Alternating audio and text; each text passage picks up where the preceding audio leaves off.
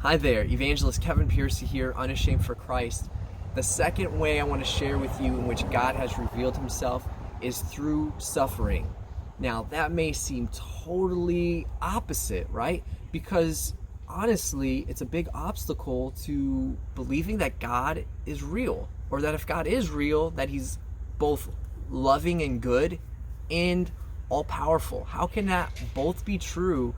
And we see what we see around us.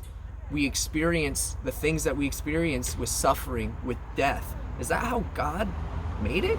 And how is that a good thing?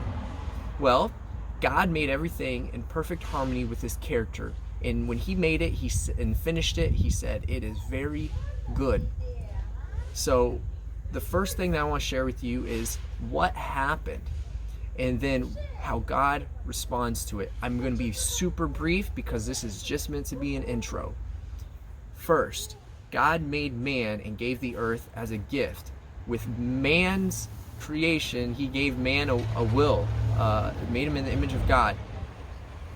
God gave man a choice whether to remain in perfect fellowship and harmony with him and his creation or to know good and evil. Man rebelled, and just as God had warned, when you sin, it would bring death. This is separation from God and destruction. So death comes from man's choice to rebel against God. God promised a Savior to come, to save man from their sin individually, and to one day come and make a new heaven and a new earth that is without sin and therefore without suffering or death.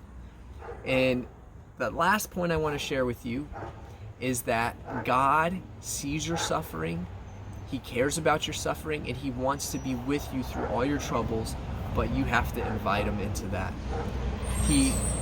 And so I can't get into depth, even though I really want to, in this little clip, but I hope you check out more about how God is actively revealing himself in the face of suffering.